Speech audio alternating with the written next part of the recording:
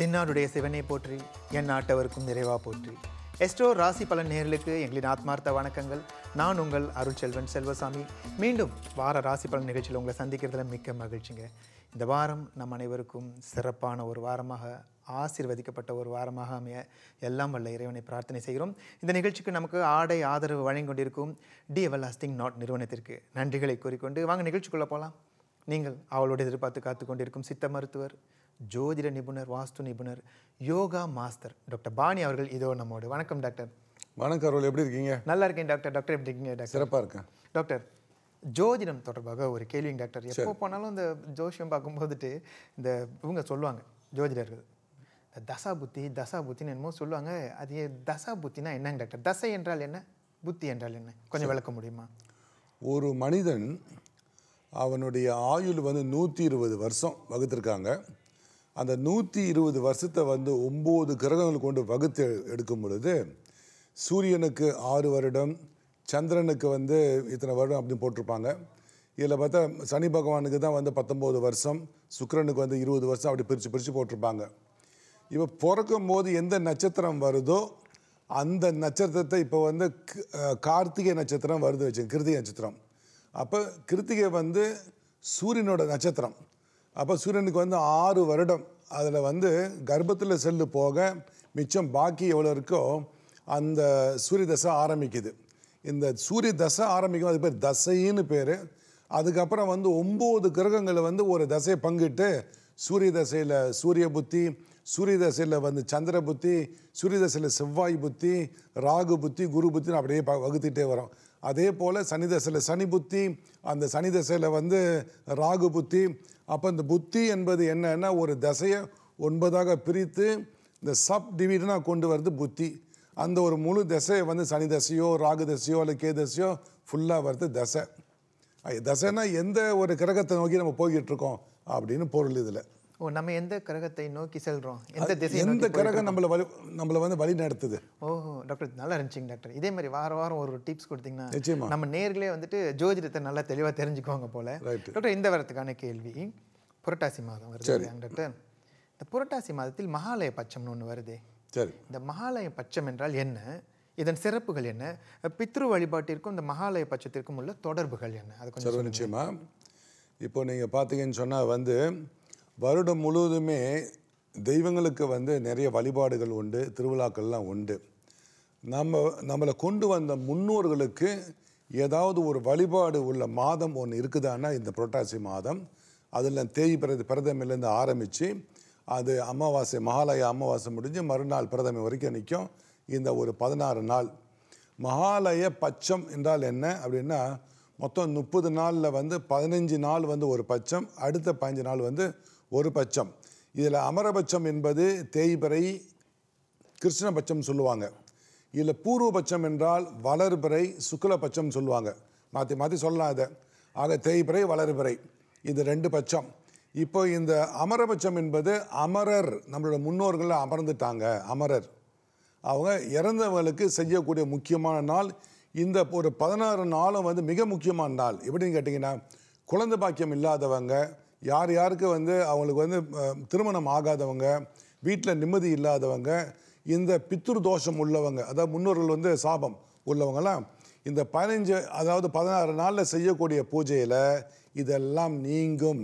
கஷ்டம் இருந்தாலும் நீங்கும். குடும்ப சுமிச்சம் அடைய இந்த ஒரு 16 நாளும் பித்ருக்களுக்கு நாம் செய்ய வேண்டிய கடமை அல்லது பூஜை செஞ்சிடணும். உங்களோட முன்னோர்களுக்கு யாருக்குமே திதி என்னான்னு தெரியல அப்படின்னு சொன்னால், அந்த அமாவாசை ஒன்று வருது பாருங்கள், அதில் செய்யலாம். இல்லை இந்த 15 நாளில் வரக்கூடிய அஷ்டமியில் செய்யலாம், சதுர்த்தியில் கூட செய்யலாம். அல்லது இதை விட்டுட்டங்க நான் வெளியே போயிட்டேன் அப்படின்னா, அமாவாசை முடிஞ்சு மறுநாள் வருது பாருங்கள் பிரதமை, அதுலேயும் செய்யலாம். பிரதமையிலும் செய்யலாம் டாக்டர். இப்படி எடுத்துக்கிட்டோமா, பித்ரு வழிபாட்டு இருக்குது, அதாவது தர்ப்பணம் கொடுக்கறதுக்கு தை அமாவாசை, சரி, ஆடி அமாவாசை, அப்புறம் இந்த புரட்டாசி அமாவாசை, இதை மெயினாக சொல்லியிருக்காங்கல்ல டாக்டர். சரி, இந்த நாட்களில் செய்கிறது சிறப்பு. அதாவது மற்ற அமாவாசைகளில் நம்ம அதாவது மறந்துட்டாலோ சரி, விடுபட்டாலோ சரி, இந்த 3 அமாவாசைக்கு தயவு செஞ்சு பண்ணிடுங்கன்னு சொல்லுவாங்க இல்லைங்க. அதில் மிக முக்கிய மகாலய அமாவாசை. மகாலய அமாவாசையில் இது நம்முடைய இந்துக்களுக்கு மட்டும்தான் அப்படியாங்க டாக்டர்? நான் பார்க்குறேன் இந்த ஹங்க்ரி கோஸ்னு சீனர்கள் கொண்டாடுவாங்க, அவங்களுக்கு இருக்கு. அது கரெக்டாக பார்த்தா எப்படி எங்கே வருதுன்னா டாக்டர், இந்த ஆடி அமாவாசையில் வருது. ஆடியில் வரும். அப்போ இது பொதுவாகவே நிறைய உலகத்தில் சமயத்தில் இதெல்லாம் உண்மை. பித்ரு வழிபாடுன்னு ஒன்று இருக்கு மற்ற சமயத்திலையும் இருக்கு. இந்த ஒரு 15 நாளில் வந்து மேல் உலகத்தில் அவங்கள வந்து திறந்து விடுவாங்க. ஓஹோ. நம்மளுடைய பித்ருக்களில் வந்து நம்மளுடைய முன்னோர்கள் வந்து அங்கேருந்து வீட்டுக்கு வந்து நம்மளை பார்க்கக்கூடிய ஒரு நாள். அவங்களை நம்ம எப்படி வச்சுருக்கோம், அந்த படத்து முன்னுக்கு வந்து ஒரு விளக்கு ஏற்றி வச்சு ஒரு தண்ணி வச்சு ஏதாவது ஒரு சிறு நைவேத்தியம் அப்படி இல்லைன்னு சொன்னால் வந்து சாப்பாடு ஏதாவது வைக்கலாம். ஒரு பொங்கலோ ஒரு கச்சானோ அவங்களுக்கு என்ன விருப்பமோ அதை கூட வைக்கலாம். வச்சு சிவபுராணமோ அல்லது இதெல்லாம் படிக்கலாம். வைஷ்ணவங்க என்ன பண்ணுவாங்க, பெருமாளுக்கு வந்து பூஜை பண்ணுற நாள்னால அதன் முறைப்படி அவங்க செய்வாங்க. இப்படி வந்து நீங்கள் பார்த்தீங்க அப்படின்னு சொன்னீங்கன்னா இந்த ஒரு 15 நாளும் ஒரு முன்னோர்கள் செய்யக்கூடிய ஒரு முக்கியமான நாள். இதை நம்ம செய்யணும். நன்றி, தெளிவான விளக்கம் டாக்டர். நேர்களே, ராசி பலன் தொடர்பாக உங்களுக்கு ஏதாவது கேள்விகள் இருந்தால் 0389539432 என்ற எண்களுக்கு எங்களை அழைத்து உங்கள் கேள்விகளுக்கான பதில்களை பெற்றுக்கொள்ளலாம். நேர் ஒருத்தவங்க அழைப்பில் இருக்காங்க, பார்த்துருவோமே. வணக்கம். வணக்கம். ஹலோ, வணக்கம் டாக்டர். வணக்கம். வணக்கம். என் பேரு தர்ஷினி, நான் ஜோஹர்ல இருந்து பேசுறேன். சரி.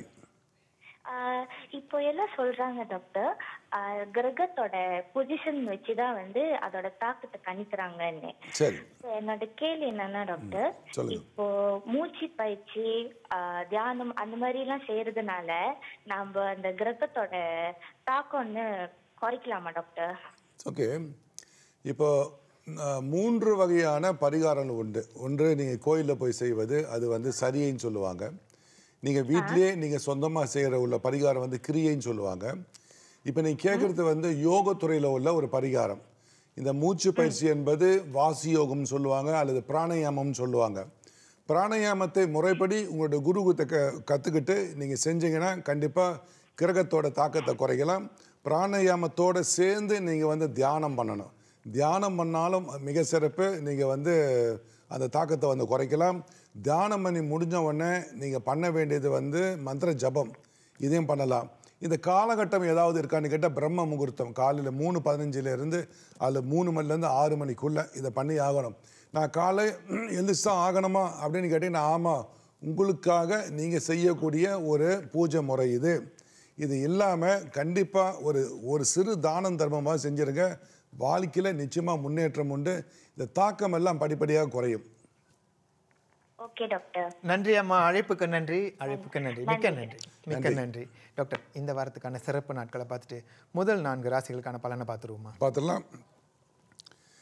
திங்கட்கிழமை அவிட்டம் 7-4 வரை, பின் சதய நட்சத்திரம், திதி வந்து வளர்பிறை திரையோதசி திதி, அதுக்கப்புறம் சதுர்த்தி வருது.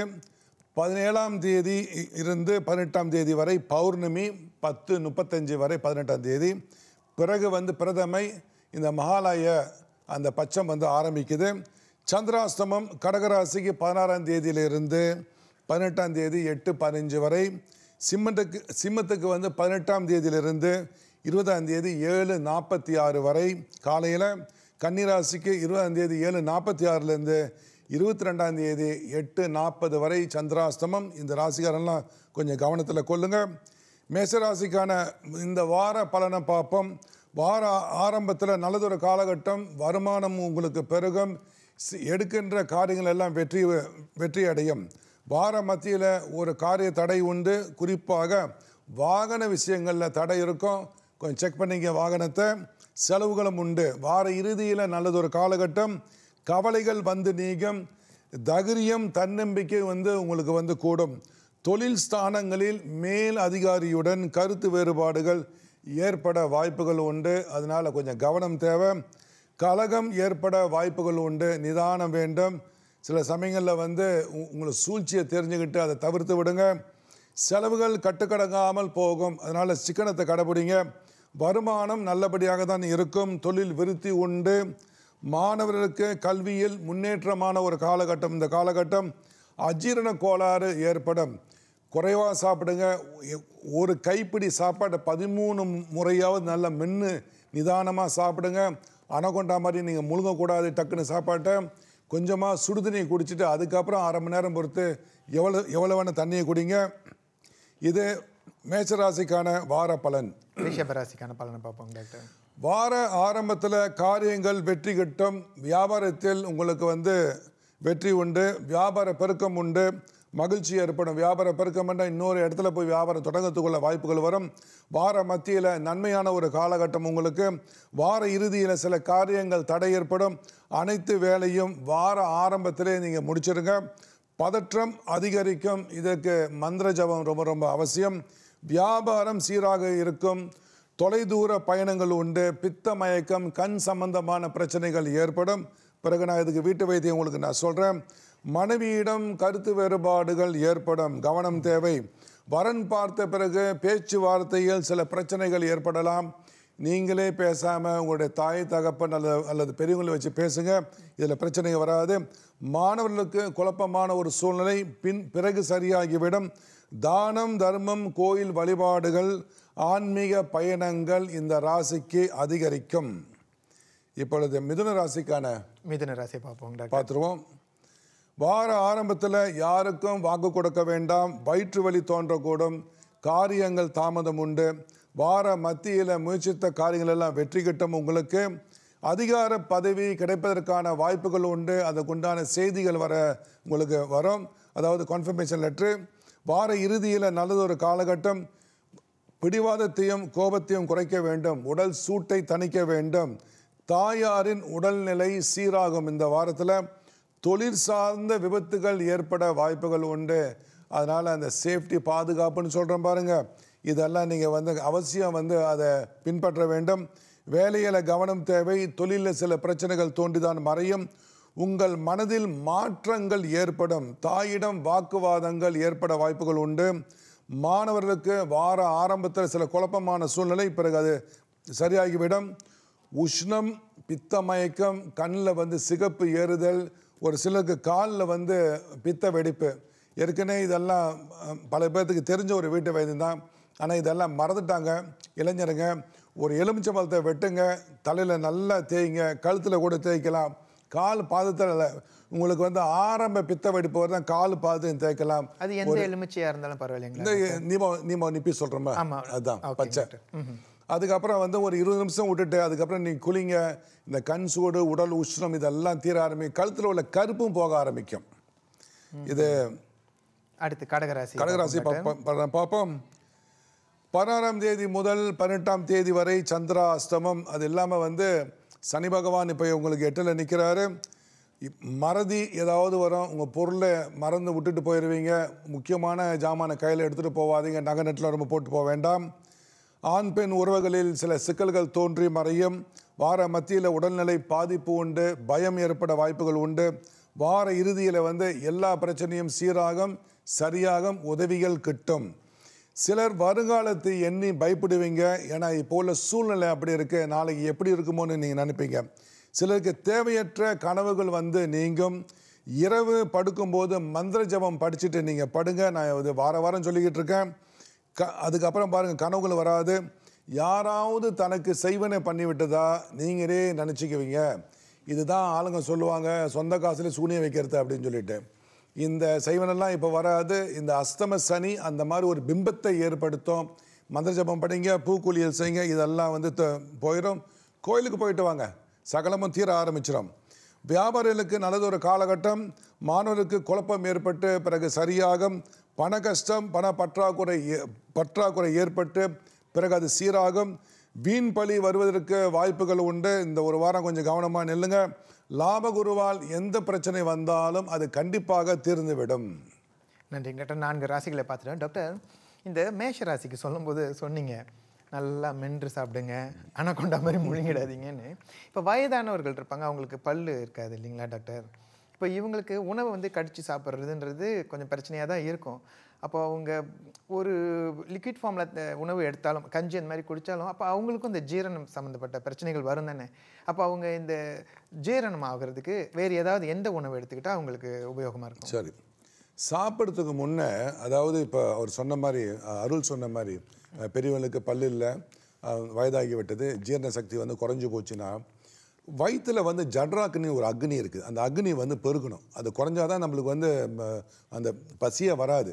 சுக்கு எடுத்து வச்சுக்க, சுக்கு தூள் ஒரு 1/4 டீஸ்பூன் 1/2 டீஸ்பூன் வாயில் போட்டு சுடு தண்ணி கொஞ்சம் குடிச்சிட்டு 10 நிமிஷம் பொறுத்து சாப்பிட ஆரம்பிங்க, கண்டிப்பாக ஜீரணம் அடைஞ்சிடும். நன்றிங்க டாக்டர். நேர் ஒருத்தவங்க அழைப்பில் இருக்காங்க, பார்த்துருவோம். பார்த்துருவோமே. வணக்கம். வணக்கம். வணக்கம் ஐயா, உங்களுடைய பெயர் என்ன, எங்கேருந்து அழைக்கிறீங்க? வணக்கம், என் பேர் முருகன், நான் பத்திரிகையிலிருந்து அழைக்கிறேன். உங்களுடைய கேள்வி என்னையா? முதல்ல வாழ்த்துக்கள், நான் உங்க நிகழ்ச்சி தொடர்ந்து பார்த்துக்கிட்டே இருக்கேன். மிக்க நன்றி. வாழ்த்துக்கள், ரொம்ப சிறப்பா இருக்கு. மிக்க நன்றி. நன்றி. என்னோட கேள்வி என்னன்னா, டாக்டர் பாணி கிட்ட கேட்கணும். எனக்கு வாழ்க்கையில பெருசா எதுவும் முன்னேற மாதிரி தெரியல. ஏன்னா நானும் என்னோட ராசி அதெல்லாம் வச்சு பார்த்து சில பேர் நல்லா இருக்கும், சில பேர் இப்போ கொஞ்சம் கஷ்டமா இருக்கும் அப்படின்னாங்க. ஆனா போக போக நல்லா இருக்கணும்னு சொல்றாங்க. ஆனா கடந்த கொஞ்சம் வருஷமா நான் பாக்குறேன், நான் வாழ்க்கையில பெருசா முன்னேற மாதிரி எனக்கும் தெரியல. தொழிலையும் சரி, தனிப்பட்ட வாழ்க்கை எதுலையுமே எனக்கு ஒரு நிம்மதியே இல்லாத மாதிரி இருக்கு, ஒரு திருப்தி இல்லாத மாதிரி ஒரு நிலைமையில இருக்கேன். அதுக்கு ஏதாச்சும் பரிகாரம் ஏதாச்சும் செய்யணுமா, இல்ல டாக்டர் பாணி கிட்ட அவரோட எக்ஸ்பீரியன்ஸ் இருந்து ஏதாச்சும் ஷேர் பண்ண முடியுமா? சரி, அவர் பொதுவாக கேட்குறாரு, வயசு கூட அவர் சொல்லலை, எந்த ராசின்னு கூட சொல்லலை. ஆனால் இது பொதுவாக எல்லாமே எடுத்துக்கோங்க. என் வாழ்க்கையில் நான் அனுபவப்பட்ட ஒரு விஷயம் இது. நான் பலருக்கு சொல்லிக் கொடுத்த பலன் கண்ட ஒரு விஷயம் நான் சொல்கிறேன் பாருங்கள். ஏபிஜே அப்துல் கலாம், இந்திய முன்னாள் ஜனாதிபதி, அவர் என்ன சொல்கிறார் தெரியுங்களா? கனவு காணுங்கள் அப்படின்னு சொல்கிறார். கனவு காணுங்கள் அப்படின்னு சொல்கிறாரு. எண்ணிய எண்ணியாங்கு எய்துபர் எண்ணியர் திண்ணீராக பெரின்னு சொல்லியிருக்கார் திருவள்ளுவர். நான் கனவு கண்டேன், நான் இப்படி வரணும், நான் ஒரு பேச்சாளர் ஆகணும், நான் ஒரு டிவியில் வரணும், நான் அப்படின்னு அந்த மாதிரிலாம் கனவு கண்டிருக்கேன்.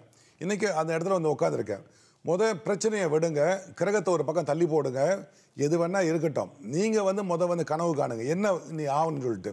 அப்போ அந்த என்ன அதிர்வலைகள் ஆகாசிக் ரெக்கார்ட் என்று சொல்லக்கூடிய ஆகாயத்தில் போய் உங்களுக்கு எது வேண்டுமோ அதற்கு உண்டான வாய்ப்புகளை தேடி உங்களுக்கு கொண்டு வரோம். இதுக்கு முதல்ல நம்பிக்கை. ரெண்டாவது, பிரம்ம முகூர்த்தத்தை இதில் செய்யுங்க, மிக மிக சிறப்பு. காலையில் நீங்கள் செய்யும் பொழுது உங்கள் மனமே இங்கே பாருங்கள், சாக்கரம் சொப்பனம் சுளுத்தி இந்த இடத்துல நிற்கும். இந்த ஆள் மனசில் இருக்கும்போது நீங்கள் எதை நினைக்கிறீங்களோ அது கண்டிப்பாக அது நடந்துடும்.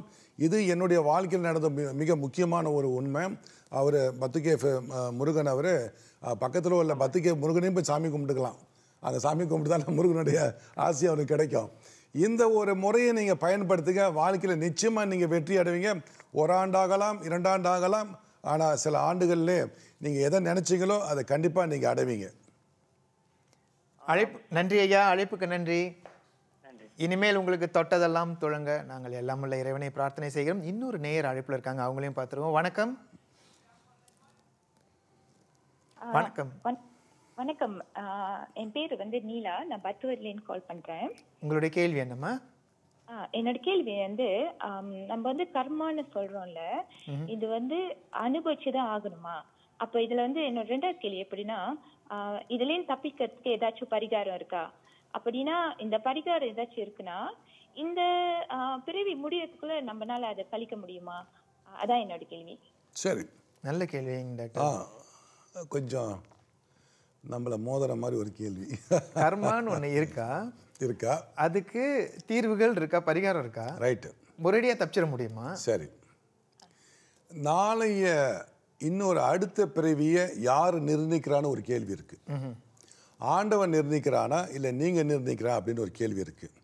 இன்றைக்கி நான் என்ன செய்கிறேன், என்னத்தை பாவத்தை பண்ணுறேனோ அதுக்கேற்ப தான் அடுத்த பிறவியோட என்னுடைய ஜாதகமும் வாழ்க்கையும் அங்கே நிர்ணயிக்கப்படுகிறது.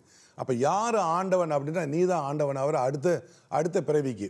அப்போ அதே போல் போன பிரிவில் நீ என்னென்ன பண்ணையோ இந்த பிரிவில் அதுக்கேற்ற வாழ்க்கை நமக்கு அமையுது. இதை கர்மான்னு சொன்னாங்க, இதை ஊழ்வினைன்னு சொன்னாங்க. இதுக்கு பரிகாரம் இருக்கா அப்படின்னா திருவள்ளுவர் என்ன சொல்கிறாரு, ஊழி பெருவழி யாவுல மற்றொன்று சூழினும் தான் முந்தூரும். ஊழ் என்பது போன ஜென்மத்து கர்மா. ஊழி பெருவழி யாவுல, அதை போக்குறதுக்கு பெரிய பரிகாரம் என்ன இருக்குது அப்படிங்கிறாரு. மற்றொன்று சூழினும் தான் முந்தூரும்னா நீங்கள் போய் பரிகாரம் பண்ணிட்டு வருவீங்கள கர்மாவுக்கு எதிராக, அதை வள்ளுவர் சூழ்ச்சின்னு சொல்கிறாரு. ஆக மற்றொன்று தான் முந்தூருன்னா அந்த கர்மா முன்னுக்கு நிற்குமா. அப்போ இந்த ஜென்மத்தில் இதுக்கு பரிகாரமே இல்லை, நம்ம ஒன்றும் பண்ண முடியாதுன்னு கேட்டால் அவரே அடுத்த வரல சொல்கிறாரு, தெய்வத்தால் ஆகாதரின் முயற்சி தன் மெய் வருத்த கூலி தருன்றாரு. அப்போ நம்ம முயற்சி கண்டிப்பாக மெய் வருத்த கூலிதம். அப்போ மெய்யின்னா அங்கே என்ன, உடம்பாகுதா மெய், உயிராகுதா மெய், மனமாகுதான்னு பார்க்கலாம். இது 3ம் சேர்ந்து மெய்யினே வச்சுக்குவோமே. அப்போ என்ன பண்ணலாம், யோகத்துறையில் உள்ளவங்க பிராணயாம தியானம் இதெல்லாம் பண்ணலாம். அது சரியக்கிரியில் உள்ளவங்க இந்த பூஜை பண்ணலாம். முக்கியமாக தானம் தர்மம் பண்ணுங்க. இதில் மிக மிக முக்கியமாக யாருக்குமே கெடுதல் பண்ணாதீங்க. காலப்போக்கில் இந்த கர்மாக்கள் எல்லாம் குறைந்து உங்களுடைய வாழ்க்கை நிச்சயமாக வந்து நல்லா வரும். அந்த சில கர்மாக்கள் வந்து கொஞ்சம் அதிகமாக நிற்கும், சிலது வந்து குறைவாக நிற்கும். உங்களுடைய தானம் தர்மம் பூஜை முறையில் பொறுத்து நிற்குது. அது போவதும் போகாததும் அல்லது குறைவதும். நன்றி, அற்புதமான விளக்கம், அழகான கேள்வி, அற்புதமான விளக்கம். நன்றி நன்றி அம்மா, அழைப்புக்கு நன்றி. டாக்டர், அதாவது இந்த ஜென்மத்தில் அனுபவிக்கிற கர்ம வினைகளுக்கு காரணம் என்னுடைய முந்தைய ஜென்மத்து வாழ்க்கை முறை நானே ஏற்படுத்தி கொண்டு. அதுக்கு தான் டாக்டர் அழகா சொன்னீங்க, நீதான் இறைவன், நீதான் நிர்ணயிக்கிற உன் வாழ்க்கையை.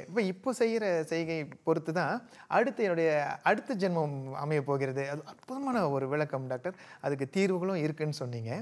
அற்புதமான விளக்கம் டாக்டர். இன்னொரு நேர் அழைப்பில் இருக்காங்க, பார்த்துருவோமே. வணக்கம். வணக்கம். வணக்கம் ஐயா, நான் சுசீலா மலாக்கால இருந்து பேசுறேன்.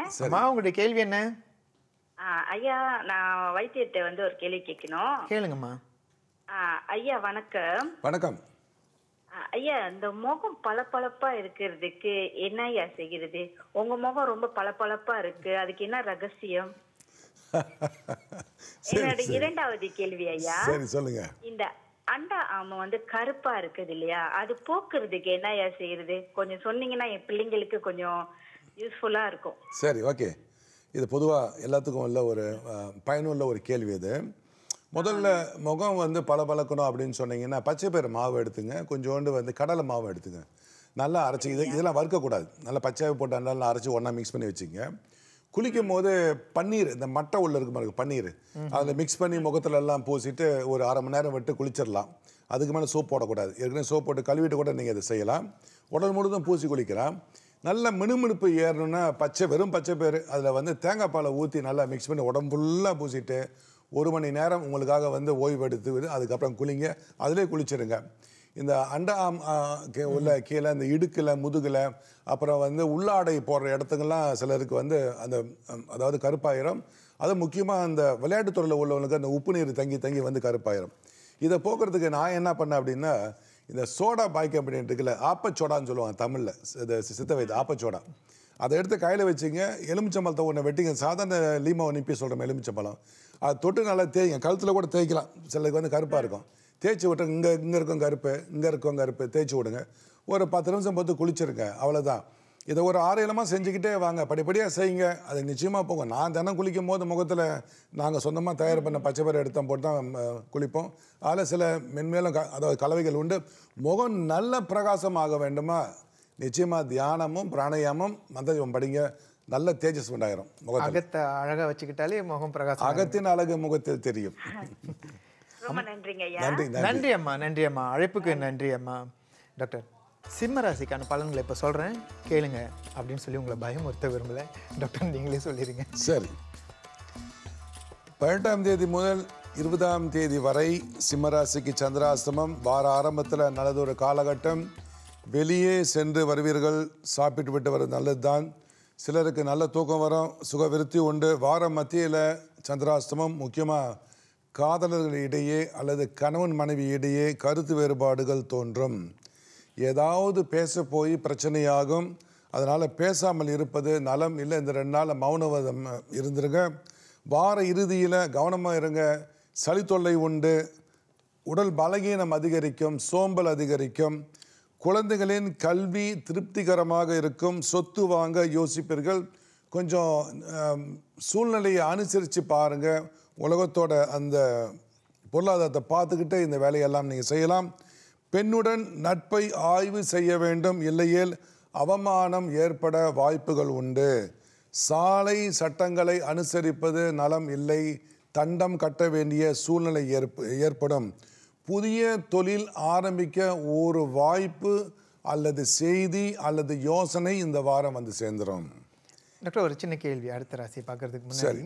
இப்போது வார ஆரம்பத்தில் சிறப்பு, இல்லை வார மத்தியில் இந்த பலன், இல்லை வார இறுதியில் பிரச்சனை தடை, இப்படிலாம் சொல்கிறீங்களே டாக்டர், இது வாரம் இப்படி தான் இருக்குமா, இல்லை இதை எதை வச்சு நீங்கள் டாக்டர் கணிக்கிறீங்க? சிறப்பு.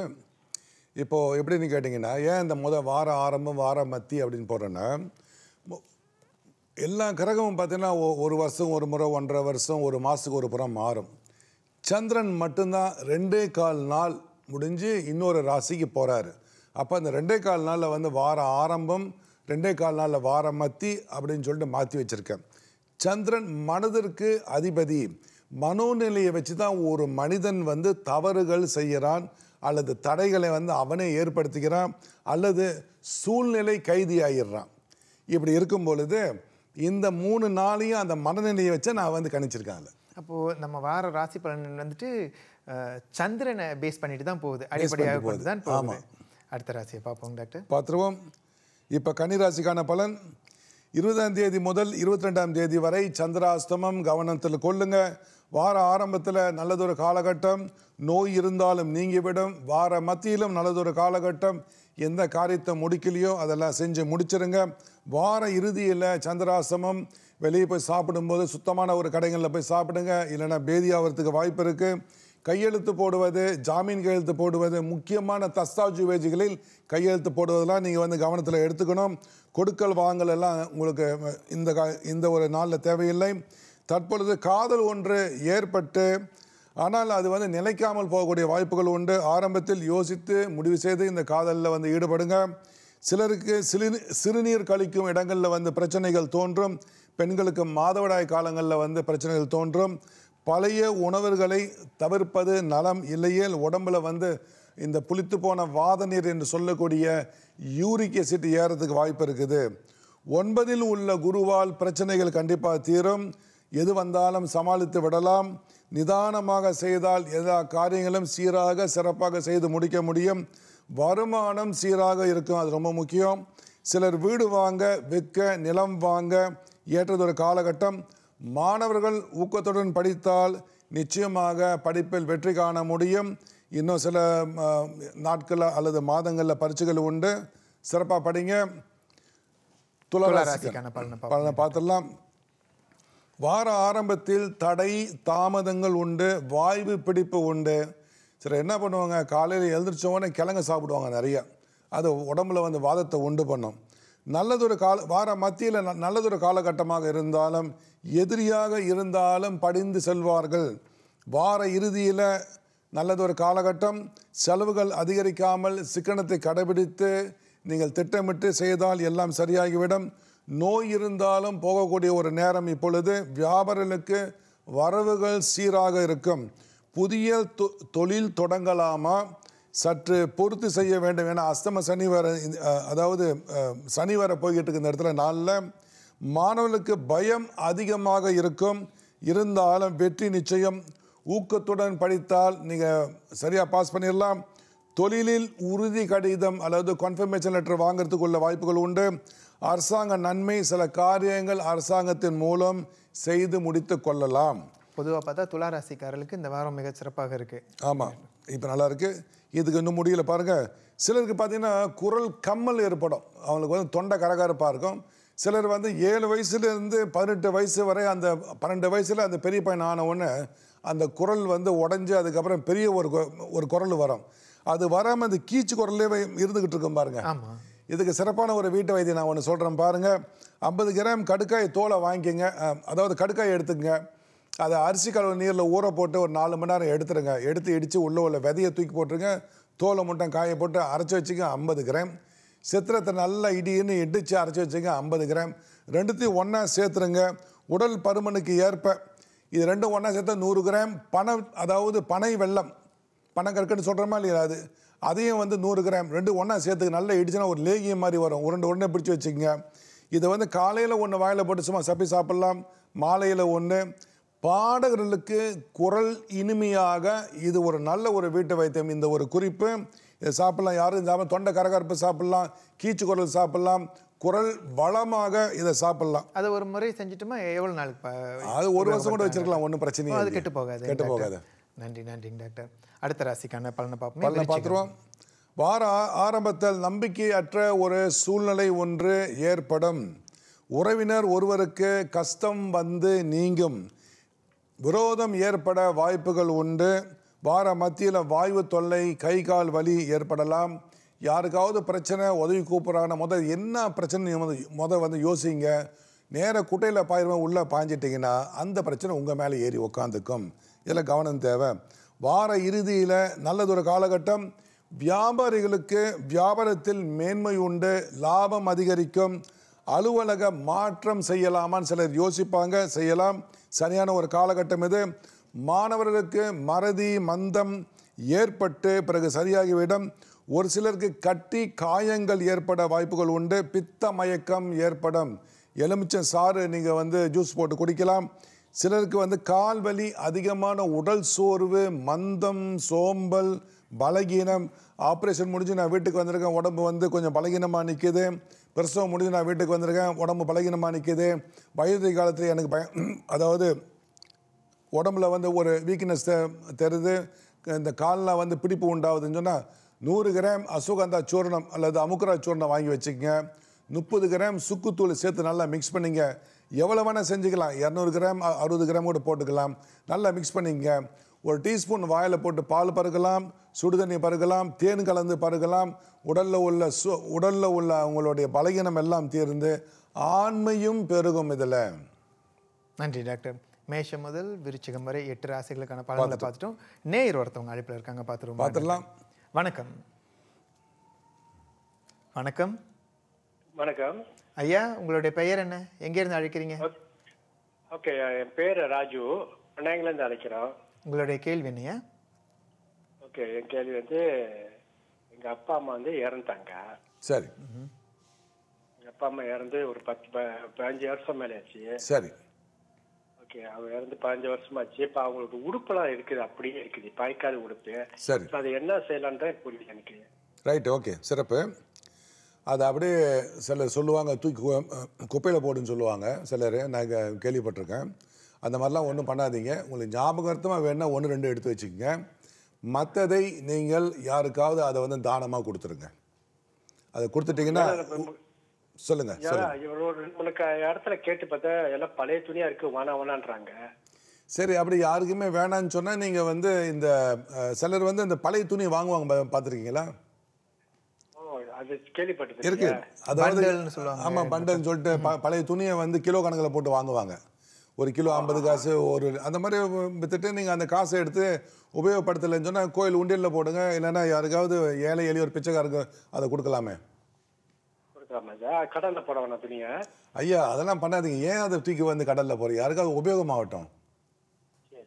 இன்னொரு கேள்வியா கடைசி சொல்லுங்க. ஓகே, எங்க சித்தி, அதாவது எங்க அம்மா விட்டு தங்கச்சி இறந்தாங்க. 6ஆம் மாசம் தான் இறந்தாங்க. சரி. ஸோ அதான் இப்போதைக்கு நான் ஒரு புது வீடு வாங்கிட்டேன். சரி, நான் எப்படி வீட்டுக்கு போறதுக்கே போகலாமா, இல்லை இன்னும் ஒரு 3 மாசம் சென்று போகலாமான்னு அதை கேட்குறேன். அதாவது தந்தை இறந்தால் தாய் இறந்தால் 1 வருடம், தந்தை தாய் இறந்தால் 1 வருடம், தன்னுடைய சகோதரன் அல்லது இந்த மாதிரி இறந்தால் 6 மாதம், தன்னுடைய புத்திரன் இறந்தால் 6 மாதம், தாத்தா பாட்டி இறந்தால் 3 மாதம், சித்தப்பா சித்தி இறந்தால் 3 மாதம் பொறுத்து நீங்கள் புதுமனை புகுவியில் போகலாம், தாராளமாக செய்யலாம். 3 மாதம் சென்று போகலாம். இந்த மகாலய அமாவாசை வருது பாருங்க, அன்னைக்கு திதி கொடுத்துருங்க உங்கள் சித்திக்கு, அப்பா அம்மாவுக்கெல்லாம். ஒரு கார்த்திகை மாசம் போல போலாம், பிரச்சனை இல்லை. போகலாம், ஒன்றும் பிரச்சனை இல்லை. சரி சரி. உங்களுடைய பக்கத்தில் உள்ள ஜோசியர் அல்லது குருக்கள்கிட்ட போயிட்டு உங்களுடைய புதுமனை புகுவிழா தேதியை பார்த்துக்க கண்டிப்பாக. நன்றி ஐயா, அழைப்புக்கு நன்றி. நல்ல அற்புதமான ஒரு கேள்வியை கேட்டார். பித்ருக்கள் சார்ந்த இந்த உடைகளை என்ன பண்ணலான்னு, அது ஒரு சென்டிமெண்ட் இருக்கும். சமயத்தில் அவங்களுடைய அந்த வைப்ரேஷன், அது அந்த எண்ணெய் அலைகள் அதெல்லாம் இருக்கும். அதை கொண்டு போய் நம்ம போடுறதும், கடலில் போடுறதெல்லாம் அசுத்தமாகுது இல்லை, மீனுங்கள்லாம் சமயத்தில் மாட்டல உள்ள. இன்னொன்று கடலை அசுத்தப்படுத்துறது, ஆறுகளை அசுத்தப்படுத்துறது, அதுவும் தப்பு இல்லைங்களா டாக்டர்? இயற்கையை சுத்தமாக பார்த்துக்கணும் இல்லை. இன்னொரு நேயர் அழைப்பில் இருக்காங்க, பார்த்துருவோம். வணக்கம். வணக்கம்.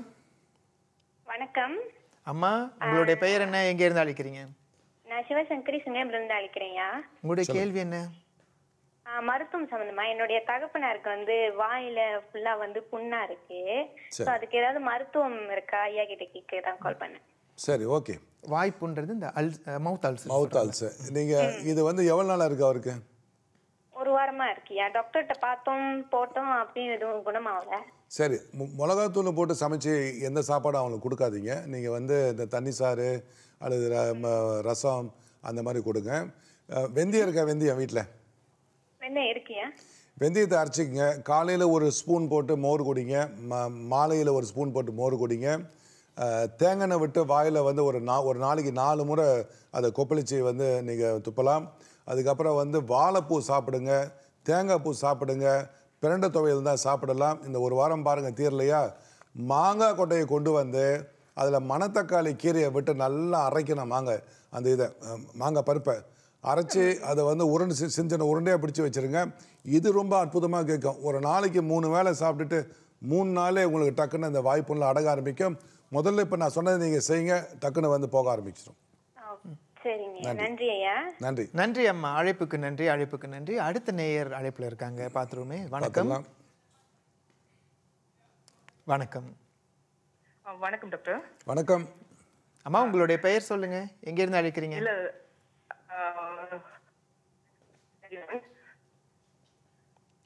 அம்மா, அழைப்புல இருக்கீங்களா? இருக்கோம். உங்களுடைய பெயர் சொல்லுங்க. கதிரவன் ஃப்ரம் கேல். ஓ, கதிரவன் ஐயா, அம்மான்னு சொல்லிட்டேன். ஜேபிலேருந்து அழைக்கிறேன். உங்களுடைய கேள்வி என்ன? கேள்வி என்ன, என்னோட ராசி வந்து கும்ப ராசி, அவிட்ட நட்சத்திரம். சரி, எனக்கு வயசு சொல்லுங்க. மறுபடியும் சொல்லுங்க, நீங்க சொன்னது தெளிவாக இல்ல, மறுபடியும் சொல்லுங்க. கும்பராசி, அவிட்ட நட்சத்திரம், 19 வயசு. 19 வயது. இப்போ வந்து நான் படிக்க ஸ்டார்ட் பண்ண டிப்ளமா. அது ஒரு பிரச்சனையாகி ஐயா, நீங்க பேசுறதே எங்களுக்கு தெளிவாக விளங்கவில்லை. அது ஏதோ லைன் பிரச்சனையா இருக்கு போல டாக்டர். கும்பராசினாரு, அவிட்ட நட்சத்திரம் சொன்னாரு, அதுக்கப்புறம் உள்ளது. ஓஹோ, அழைப்புல இருக்கீங்களா ஐயா? ஐயா, அழைப்புல இருக்கீங்களா? இருக்கேன், சொல்லுங்க. அப்ப அவரு பேசுறது சரியா நமக்கு பொதுவாக இப்போ சரி அவருடைய கேள்வியை வந்து சொல்றாரு, ஓரளவு நான் என்னால் அனுமானிக்க முடியுது. அவர் படிக்க போறாரு, தடை என்னமோன்னு சொன்னார், அது வந்து புரியுது. இப்போ 7 அதாவது இப்போ கும்பராசிக்கு வந்து 7 சனி போய்கிட்டு இருக்கு. இரண்டாவது நட்சத்திரம் வந்து அவிட்டம். இந்த அவிட்டம் வந்து செவ்வாயின் நட்சத்திரம். இப்படி 7 சனி போகும்போது நிறைய தடை தாமதங்கள் உண்டு. பொறுமை இந்த காலகட்டத்தில் மிக மிக அவசியம். அவர் பேசுகிற அந்த துணியை வச்சு பார்த்தீங்கன்னா கொஞ்சம் விரக்தியாக பேசுகிற மாதிரி தெரியுது. ஆமாம், டிப்ரெஷன் நிற்குது. அவிட்ட நட்சத்திரம் டக்குன்னு இந்த மாதிரி தான் ரொம்ப டிப்ரெஷன், ரொம்ப சீக்கிரம் வந்து ஒரு விரக்தியில் போயிடுவாங்க. நிறைய மந்திரத்தை நீங்கள் படிங்க, சனிக்கிழமை எண்ணெய் தேய்ச்சி கொள்ளிங்க, கோயிலுக்கு போயிட்டு வாங்க. கொஞ்சம் நிதானமாக நீங்கள் செயல்படுங்க, நிச்சயமாக வெற்றி உண்டு. தடை நினச்சிக்கிட்டே இருந்தீங்கன்னா தடை வந்துக்கிட்டே இருக்கும். அடுத்து நான் படிக்க முடியும் நீங்கள் யோசனை பண்ணுங்கள், நிச்சயமாக நீங்கள் வந்து படிக்க முடியும். அவர் மீண்டும் வந்து கேள்வி கேட்கலாம். இப்போ நான் சொன்ன இந்த பதிலில் அவருக்கு திருப்தி அடையவில்லை என்றால் 19 வயது என்பது ரொம்ப சின்ன வயசு இல்லைங்க, ரொம்ப சின்ன வயசு. இப்போ வந்து அதாவது பாயிற காலகட்டம் இல்லை, அந்த விரக்தி அடையிற அளவுக்கு வாழ்க்கை வந்து போகிற அளவுக்கு இது வயதே கிடையாது. வாழ்க்கை இப்போ தான் ஆரம்பிக்குது இல்லைங்களா டாக்டர்? சில பேர் என்னன்னா ஒரு 90 வயசுலலாம் வந்துட்டு பிஹெச்டி செய்கிறவங்கலாம் நம்ம பார்க்குறோம். ஆமாம், பாட்டிங்க. 19 வயது என்பது சிறிய வயது. கண்டிப்பா முயற்சி செய்தால் நிறைய நன்மைகளை ஃபியூச்சர்ல அவர் வாழ்த்துக்கள் அவருக்கு. வாழ்த்துக்கள் ஐயா, நல்லா இருப்பீங்க ஐயா, நீங்க ரொம்ப நல்லா இருப்பீங்க. தனுசு ராசிக்கான பலன்கள் இது பார்த்துடலாம். பலனை வார ஆரம்பத்தில் ஒரு பெண் மூலம் உதவிகள் கிடைப்பது, நன்மைகள் உண்டாவது, சில நல்ல ஒரு செய்திகள் வந்து சேருவது, வார மத்தியில் பயம் அவநம்பிக்கை ஏற்படு ஒரு சிலருக்கு. அதனால் எந்த வேலையும் செய்யாமல் வீட்டில் உட்காந்துருவாங்க. அந்த நாள் வேஸ்ட்டாக போயிடும். வார இறுதியில் காரியங்கள் தடைப்பட்டு பின்பு சரியாகும். சிலருக்கு பிடிவாதமும் கோபமும் அதிகரிப்பதால் சிலரிடம் பகை ஏற்பட வாய்ப்புகள் உண்டு. அதனால் ஏமாறுவது நீங்கள் தான்.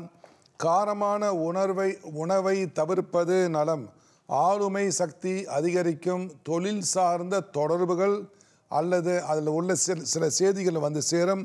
கர்வத்தை குறைக்கவும், இல்லையேல் உங்களுக்கு பிரச்சனை வரும். தேவையற்ற பிரச்சனைகளை உருவாக்க வேண்டாம். அது ஈகோன்னு சொல்லுவோம்ல, அதான் சொல்லிக்கிட்டு இருக்கேன். நீண்ட காலமாக இருந்து வந்த சொத்து பிரச்சனைகள் தீர்வு ஏற்பட அல்லது ஒருவர் வந்து உதவி செய்ய இப்போ ஒரு நல்லதொரு காலகட்டம். இப்போ இன்னும் 1 மாதம் முயற்சியுங்கள். காதல் விஷயங்களில் வெற்றி கிட்டும். ரொம்ப சந்தோஷமான ஒரு விஷயத்தை சொல்லியிருக்கீங்க டாக்டர். மகர ராசியை பார்த்துருவோம். வார ஆரம்பத்தில் தொழில் புரியும் இடத்தில் தேவையில்லாத பிரச்சனைகள் தோன்றக்கூடும். வார மத்தியில் துணி வாங்குவது, நகை நட்டுகள் வாங்குவது, வீட்டுக்கு தேவையான சாமான்கள் வாங்குவீங்க. பின்னால் நன்மைகள் உண்டாகும். வார இறுதியில் இந்த ராசிக்காரர்களுக்கு சில அவநம்பிக்கை, நம்பிக்கையற்ற ஒரு சூழ்நிலை, பயம் ஏற்பட வாய்ப்புகள் உண்டு. அரசாங்கத்துக்கு கட்ட வேண்டிய கட்டணங்களை சரியாக கட்ட வேண்டும். அதாவது உரிமை சொல்கிறோமா, இல்லை உரிமம், லைசன்ஸ் இதெல்லாம் சரியாக கட்டிடுங்க. இல்லை அப்படின்னா ஆமாம், இதெல்லாம் வந்து பிரச்சனை உருவாகும். 5ல் குரு பிரச்சனை இருந்தாலும் தீர்த்து விடுவார். இல்லை இன்னொரு பாதையை ஒன்றை காட்டி உங்களுக்கு வந்து யார் மூலியமாக அந்த முயற்சிகள் உங்களுக்கு வந்து மேற்கொண்டு உதவிகள் கிடைக்கும். உடல் நிலையில் கவனத்தை செலுத்த வேண்டும். இப்பொழுது அது ரொம்ப ரொம்ப முக்கியம். இந்த மகர ராசிக்காரவங்களுக்கு எடுக்கின்ற காரியங்கள் வெற்றியடையும். நகை தங்கம் வாங்கி சேமிப்பதற்கான நல்லதொரு காலகட்டம் இந்த காலகட்டம். வியாபாரிகளுக்கு மேன்மையான ஒரு காலகட்டம். வியாபாரத்தை சற்று மாற்றி செய்யுங்க, இல்லைன்னா கொஞ்சம் புதுமையாக செய்யுங்க, கொஞ்சம் விளம்பரம் பண்ணுங்க. அது உங்களுக்கு பெருத்த நன்மையை கொடுக்கும். மாணவர்களுக்கு நல்லதொரு காலகட்டம் இந்த ஒரு காலகட்டம். நல்லது. அடுத்து கும்பராசிக்கான பலன்களை பார்ப்போம். கும்பராசிக்கான பலனை பார்ப்போம். வார ஆரம்பத்தில் நல்லதொரு காலகட்டமாக இருந்தாலும் மறதியால் சில பொருட்களை தவற விடுவது அல்லது திருடு போகுவது. வார மத்தியில் தடை தாமதங்கள் செலவுகள் உண்டு. வார இறுதியில் எல்லாம் சரியாகிவிடும். நன்மையான ஒரு காலகட்டம். கலையை பயில நாட்டம் மேற்கொள்வீர்கள். தொழில் சார்ந்த பயணங்கள் உங்களுக்கு இருக்குது. அதுக்கப்புறம் ஆடம்பர பொருட்களை வாங்குவீர்கள். பெண்களுக்கு மாதவிடாயில் பிரச்சனைகள் தோன்றும். காலம் தாழ்த்தி உண்ணுவதால் அஜீரண கோளாறு, வயிற்று உப்பிசம், கேஸ்ட்ரிக் என்று சொல்லக்கூடிய குன்மம் எல்லாம் ஏற்படும். சிலருக்கு வீடு கட்டும் எண்ணங்கள் தோன்றும்.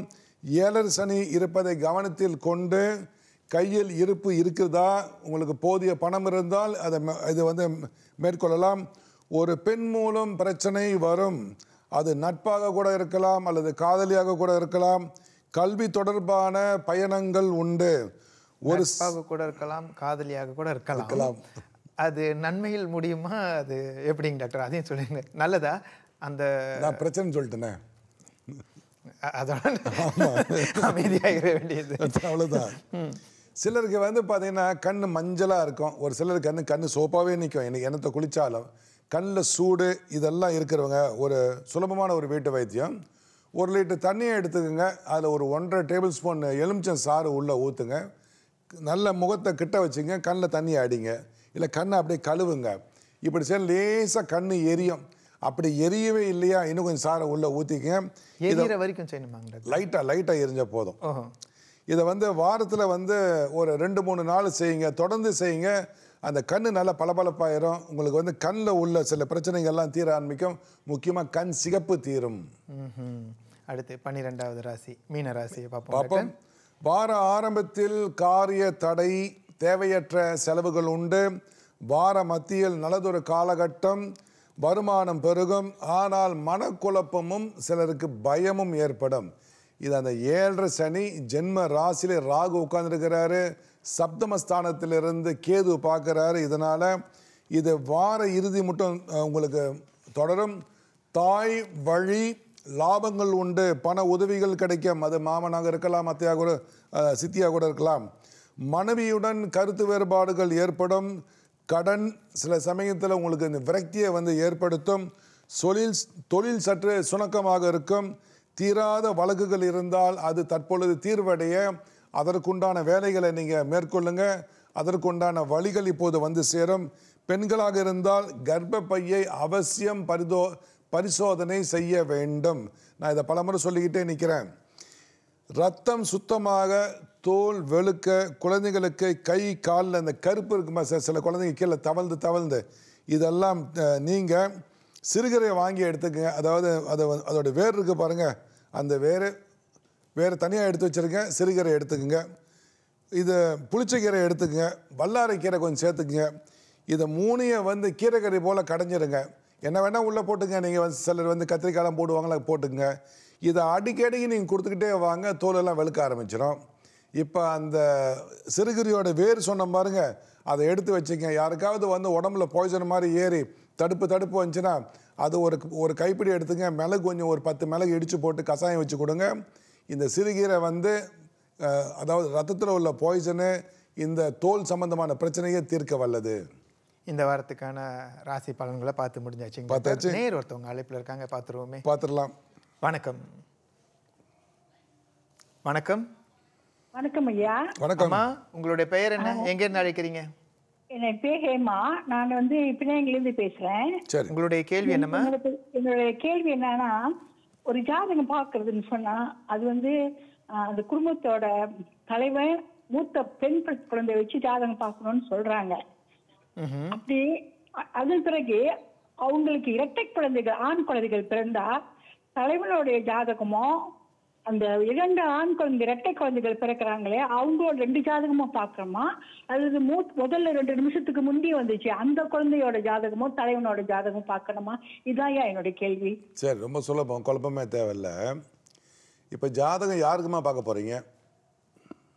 வீட்டு தலைவனுக்கு, குடும்பத்துக்கு தான் பார்க்க போறோம். அப்படின்னு சொன்னால் வந்து சுலபமாக ஒன்று சொல்கிறேன் பாருங்க. இப்போ உங்களுடைய வீட்டுக்காரருக்கு ஜாதகம் பார்க்கணும், வீட்டுக்கார ஜாதகத்தை பாருங்கள்.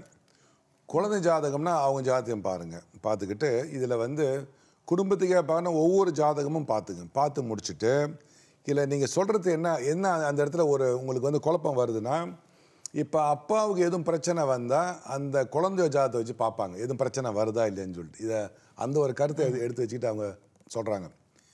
குடும்பத்துக்கே பார்க்கணுன்னா ஒவ்வொரு ஜாதகம் பாருங்கள். ஏன்னா சில ஜாதகத்தில் வந்து தொழில் வேறு மாதிரி இருக்கும், நோய் வேறு மாதிரி நிற்கும். ஒரு இதை வச்சு சொல்வது என்று மேலோட்டமாக சொல்லிவிடலாம். மேலோட்டமாக சொல்லுவது தான், முழு பலன் தெரிய அந்தந்த ஜாதகத்தை பார்த்து ஆகணும். நன்றி அம்மா, அழைப்புக்கு நன்றி. அழகான ஒரு கேள்வி கேட்டாங்க, ரொம்ப டெக்னிக்கலான ஒரு கேள்வியாக இருந்தது. டாக்டர் அழகாக சொல்லிட்டீங்க. டாக்டர், இந்த வாரத்துக்கான ஒரு டிப்ஸ் ஒன்று சொல்லணும் டாக்டர். சரி. இந்த உணவே மருந்து, மருந்தே உணவுன்னு சொல்லுவாங்க இல்லையா? சரி. புற்றுநோய், இப்போ புற்றுநோய் வராமல், இது வந்து உயிர்கொல்லி நோய் இப்போ ரொம்ப பரவலாக காணப்படுது இல்லைங்களா டாக்டர்? புற்றுநோய் வராமல் தடுக்கும் உணவு வகைகளை பற்றி சொல்லுங்கள் டாக்டர். ஒரு சமயம் அந்த நோய் பாதிப்பு ஏற்பட்டிருந்தால் அந்த நோயால் எந்த வகையான உணவுகள் அந்த நோயின் தாக்கத்தை குறைக்கும், அதை பற்றி கொஞ்சம் சொல்லுங்கள். சரி, நிச்சயமாக.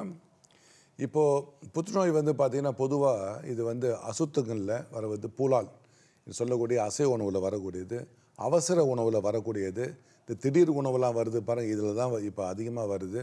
சுற்றுச்சூழல் எல்லாம் வந்து மாதிரி சுத்தமாக இல்லை. இந்த புற்றுநோய் ஒன்று வந்துருச்சுன்னா முடிஞ்ச வரைக்கும் நீங்கள் வந்து அதை சைவமாக இருக்க பாருங்கள். மஞ்சத்தூளை அதிகமாக பயன்படுத்துங்க. அதுக்கப்புறம் இஞ்சி, பூண்டு, வெங்காயம் பயன்படுத்துங்க. பழங்களில் வந்து எல்லா பழங்களும் பயன்படுத்தலாம். முக்கியமாக வந்து நீங்கள் பார்த்தீங்கன்னா இந்த வந்துட்டு சில பழங்களில் வந்து பார்த்திங்கன்னா அதிகமான வந்து ஆன்டி ஆக்சிடென்ட் இருக்கக்கூடிய பழங்களை வாங்கி நீங்கள் சாப்பிடலாம். ஒரு குறிப்பு ஒன்று சொல்கிறேன். வைத்திய ரத்னம் பலராமையா ரொம்ப ரொம்ப ஃபேமஸானவர், புற்றுநோயை குணப்படுத்தலாம்னு ஒரு நூலே போட்டு விட்டுருக்காரு. குணமாயிடும். அவர் பல பேர்த்து குணமாக்கி தமிழ்நாட்டு அரசாங்கமே கெஜெட் பண்ணியிருக்குது. இவர் வந்து புற்றுநோயை வந்து குணப்படுத்தினார் அப்படின்னு சொல்லிட்டு. என்னுடைய குருவான அவர் வந்து அதாவது மானசீகமான குரு எனக்கு. அவர் நூலெல்லாம் நான் படிச்சிருக்கிறேன். சுலபமான ஒரு குறிப்பு ஒன்று சொன்னார். இது நான் பலருக்கு சொல்லி கொடுத்து பலன் கண்ட ஒரு முறை. யாருக்காவது வர வேண்டாம் அப்படின்னு சொன்னால் வந்து இதை வந்து நல்ல இந்த குறிப்பை நான் அடுத்த வாரம் சொல்கிறேன் உங்கள்கிட்ட. ஏன்னா கொஞ்சம் நேரம் நான் வந்து சொல்ல வேண்டியது இருக்குது. நேர காலம் வந்து நம்மளுக்கு போதலை. அடுத்த வாரம் சொல்ல வந்து கண்டிப்பாக என்ன காத்திருப்பாங்க டாக்டர். இது பயம், ஒரு புற்றுநோயின்னு சொன்ன உடனே ஒரு பெரிய பயம். அந்த பயமே இந்த ஒரு மாதிரி அவங்களுக்கு வந்துட்டு அவங்கள டிமோட் பண்ணிடும். ஆமாம், இது உயிருக்கு ஆபத்தாயிடுமோன்னு அப்படிலாம் இல்லையா? இல்லை, குணமாக்கலாம். நீங்கள் குணமாக்கி நான் நிறைய பேரை பார்த்துருக்கேன் டாக்டர். டாக்டர் நேர் ஒருத்தவங்க அழைப்பில் இருக்காங்க, பார்த்துடலாம். வணக்கம். வணக்கம். வணக்கம். உங்களுடைய பெயர் என்ன, எங்க இருந்து அழைக்கிறீங்க? என் பேர் துர்காஷினி, தஞ்சூரம்புத்தூர்லேருந்து அடிக்கிறேன். உங்களுடைய கேள்வி என்னம்மா? என்னுடைய கேள்வி என்னதுன்னா, ஆக்சுவலி நான் ஃபார்மசி கோர்ஸ் அப்ளை பண்ணியிருந்தேன் என்னோட டிகிரிக்கு. பட் எனக்கு அது சரியா அமையல. எனக்கு வந்துட்டு பயாலஜி சயின்ஸ் கிடைச்சிருக்கு. ஸோ நான் நெக்ஸ்ட் மந்த் படிக்க போறதுனால எனக்கு அந்த கோர்ஸ் வந்து சாதகமா இருக்குமா, என் ஃபியூச்சர் இப்படி இருக்கும் கேட்கறது. உங்க ராசி சொல்லுங்கம்மா. ராசி சொல்லுங்க. கடக ராசி, ஆயில்ய நட்சத்திரம். லக்னம் எதுன்னு தெரியுமா உங்களுக்கு? லக்னம் தெரியாது டாக்டர். சரி, ஓகே, பிரச்சனை கிடையாது. கடகராசிக்கு வந்து நீங்கள் எழுதி போட்டது என்ன கோர்ஸு? ஃபார்மசி. இப்போ கிடைச்சது பயாலஜிக்கல் சயின்ஸ். சரி, ரெண்டுமே கிட்டத்தட்ட ஒரே மாதிரி தான், ஒன்றும் வித்தியாசம் ஒன்றும் பெருசாக கிடையாது. தாராளமாக நீங்கள் போகலாம். நீங்கள் வந்து அதை மேற்கொண்டு வெற்றி அடையலாம். ஒன்றும் பிரச்சனையாக இல்லை. என்னுடைய வாழ்த்துக்கள்மா. ஓகே, நன்றி டாக்டர். நன்றி அம்மா, அழைப்புக்கு நன்றி. நேர்களே, இதுவரை 12 ராசிகளுக்கான பலன்களை பார்த்தோம். சொல்லப்பட்ட பலன்கள் அனைத்தும் பொது பலன்களே. எப்போதும் சொல்கிறது போல உங்களுக்கு துல்லியமான பலன்களை தெரிந்து கொள்ள வேண்டும் என்றால் உங்களுடைய தனிப்பட்ட ஜாதகத்தை வைத்து தான் கணித்து சொல்ல முடியும். இந்த அளவில் நம்முடைய நிகழ்ச்சி ஒரு நிறைவை அடைகிறது. இதே நிகழ்ச்சியை எஸ்ட்ரோ ஆன் டிமாண்ட் வழியாக நீங்கள் விரும்பிய நேரத்திலே கண்டு பயன்பெறலாம். ஒரு கேள்வி, சில பேரை பார்த்தீங்கன்னா, அதாவது சில தொழிலாளர்கள், சில மாணவர்கள் மந்தமாகவே காணப்படுவார்கள். அதாவது எந்த வேலையிலும் ஒரு ஈடுபாடு இல்லாமல் இருப்பாங்க, மந்தமாகவே இருப்பாங்க. இது அவர்களுடைய கிரக நிலைகள் காரணமாக இப்படி ஆகுதா, இல்லை அவர்களுடைய ஆரோக்கிய குறைபாடா? இதை பற்றி டாக்டர்கிட்ட அடுத்த வாரம் கேட்பேன். ஏன் டாக்டர், இது என்ன முயற்சி பண்ணுவாங்க, எந்த ஒரு பலனும் அளிக்காது. ஏன்னா இவங்க மேலேயும் குறை சொல்ல முடியாது இல்லைங்க டாக்டர். சில பேர் படித்தே இருக்கணும் போல தோணும், எந்த காரியமும் செய்யணும்னு ஒரு ஈடுபாடு இருக்காது.